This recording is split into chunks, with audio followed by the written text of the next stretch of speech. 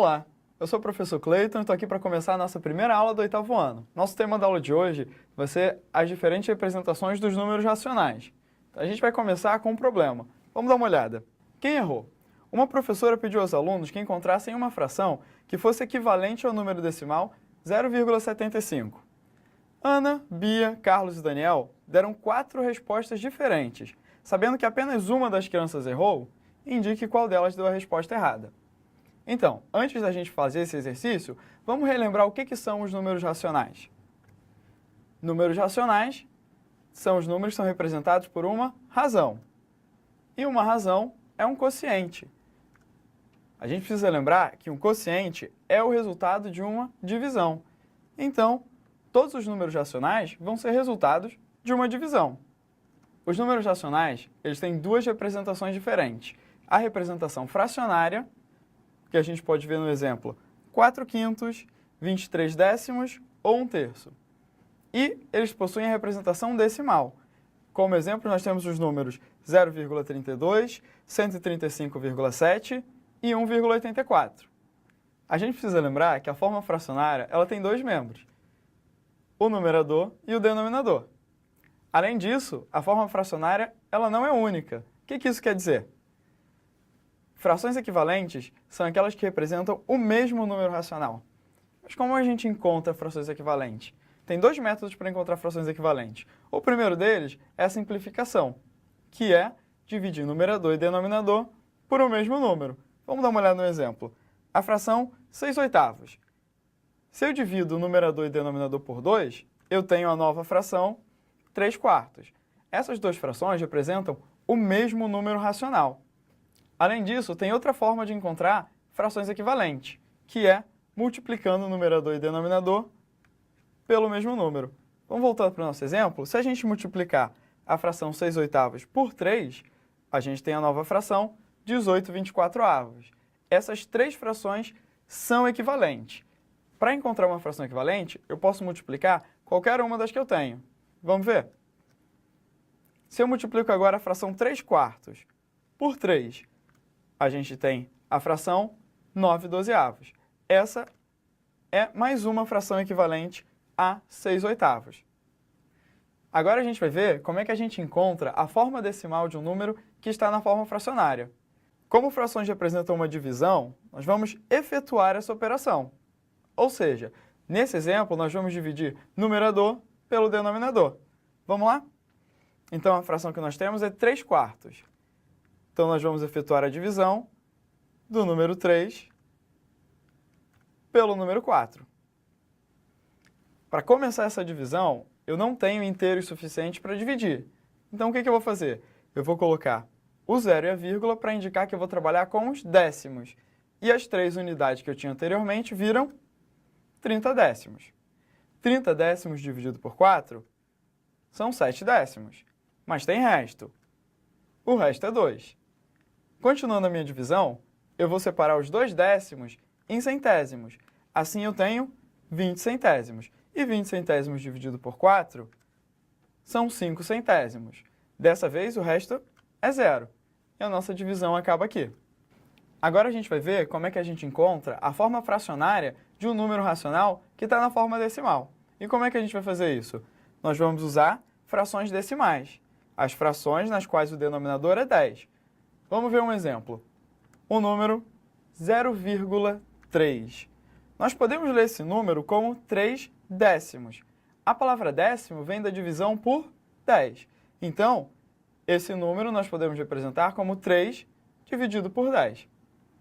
Então vamos ver outro exemplo. Vamos encontrar a forma fracionária do número 2,5. Nós podemos ler esse número como 2 inteiros e 5 décimos. Nesse ponto, a gente tem que lembrar que cada inteiro vale 10 décimos. Então, esses 2 inteiros valem 20 décimos. Com os 5 que nós tínhamos anteriormente, esse número ele pode ser lido como 25 décimos. Então, a forma fracionária dele vira 25 sobre 10. Nós podemos repetir esse procedimento para encontrar a forma fracionária para qualquer número racional. Vamos dar uma olhada em mais um exemplo. O número 0,37. Nós podemos ler esse número como 37 centésimos. Nesse caso, a palavra centésimos indica divisão por 100. Então, eu vou ter um denominador igual a 100. Então, o nosso exemplo fica com 37 centésimos. 37 sobre 100. Essa é a forma fracionária desse número. Nós podemos pensar desse jeito para encontrar a forma fracionária de qualquer número na forma decimal. Vamos dar uma olhada em mais alguns exemplos. O número 0,825 pode ser representado como a fração 825 milésimos. O número 5,73. Nesse caso, a fração é 573 sobre 100. Finalmente, o número 4,245. A fração desse número é 4.245 sobre 1.000, ou 4.245 milésimos.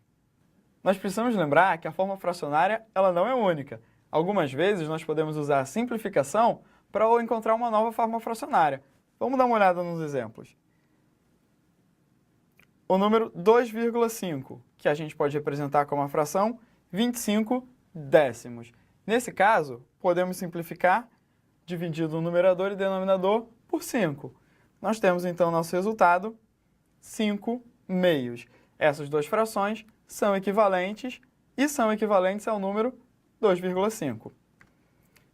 Agora vamos dar uma olhada no número 0,46, ou 46 centésimos.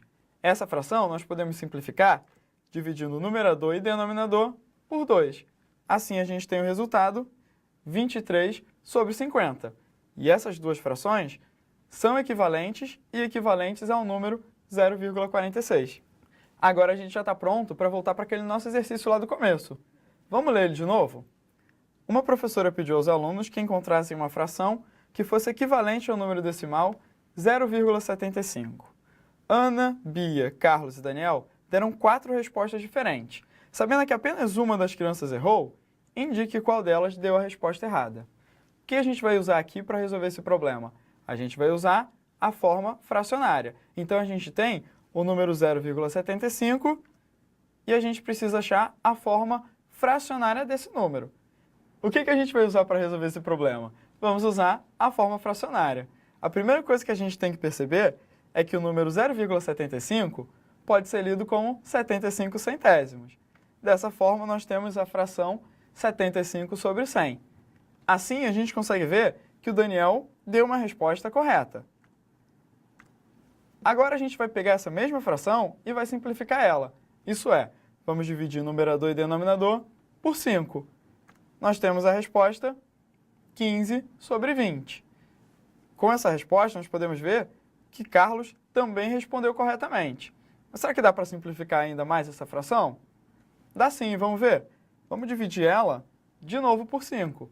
A gente tem o resultado 3 quartos.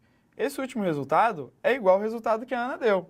Então, ela também acertou essa questão. Assim, a gente entende que a Bia foi a única que deu uma resposta aqui numa fração que não é equivalente. Mas será que dá para resolver esse problema de outro jeito? Dá sim. Vamos dar uma olhada. Nós vamos efetuar a divisão representada em cada uma das frações das respostas das crianças. Vamos começar com a fração da Ana, que é 3 quartos. Então, a gente precisa dividir 3 por 4. Inicialmente, eu não consigo fazer essa divisão.